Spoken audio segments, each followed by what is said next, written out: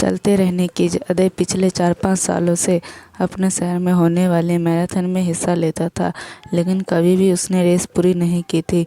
पर इस बार वह बहुत एक्साइटेड था, क्योंकि पिछले कई महीनों से वह रोज़ सुबह उठकर दौड़ने की प्रैक्टिस कर रहा था और उसे पूरा भरोसा था कि वह इस साल की मैराथन रेस ज़रूर पूरी कर लेगा।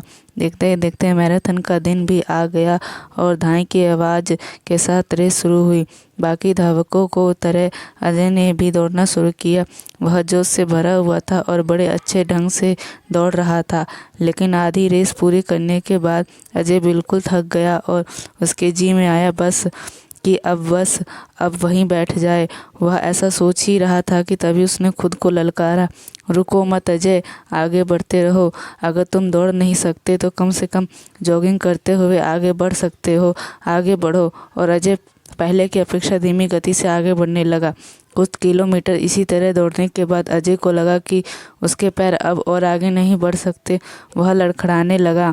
अजय के अंदर विचार आया, अब बस और नहीं बढ़ सकता। लेकिन एक बार फिर अजय ने खुद को समझाया, रुको मत अजय, अगर तुम जॉगिंग नहीं कर सकते तो क्या कम से कम तुम चल तो सकते हो, चलते रहो। अजय जब जॉगिंग करने के बजाय धीरे धीरे लक्ष्य की ओर बढ़ने लगा।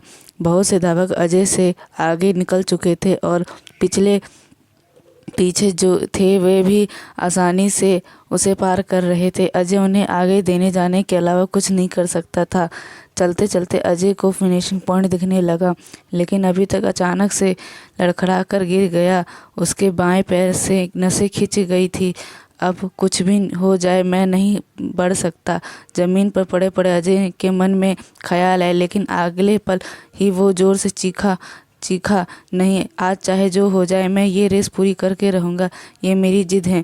माना मैं चल नहीं सकता, लेकिन लड़खड़ाते ही सही इसी रेस को ज़रूर पूरा करूँगा। अजय ने साहस दिखाया और एक बार फिर असहनीय पीड़ा सहते हुए आगे बढ़ने लगा। और इस बार वह तब तक बढ़ता रहा जब तक उसने फिनिशिंग लाइन पार नहीं की ली।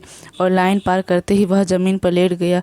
उसके आंखों से आंसू बह रहे थे। अजय ने रेस पूरी कर ली थी। उसके चेहरे पर इतनी खुशी थी और मन में इतनी संतुष्टि कभी नहीं आई थी। आज अजय ने अपने चलते रहने की जिद के कारण सिर्फ एक रेस पूरी कर ली थी, बल्कि ज़िंदगी की बाकी रेसों के लिए भी खुद को तैयार कर लिया था। दोस्तों, चलते रहने की जिद हमें किसी भी मंजिल तक पहुंचा सकती है।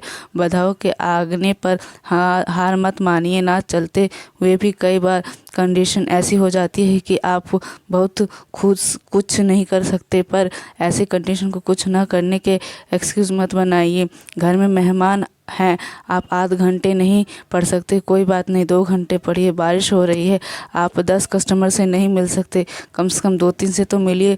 एकदम से रुकिए नहीं, थोड़ा थोड़ा ही सही आगे तो बढ़िए। और जब आप ऐसे करोगे तो अजय की तरह आप भी अपनी ज़िंदगी की रेस पूरी ज़रूर कर पाएंगे और अपने अंदर उस खुशी, उस संतुष्टि को महसूस कर पाएंगे जो सिर्फ चलते रहने की जिद से आती है। यह कहानी अच्छी लगी हो तो प्लीज़ लाइक, सब्सक्राइब, शेयर ज़रूर कीजिएगा। आगे आपका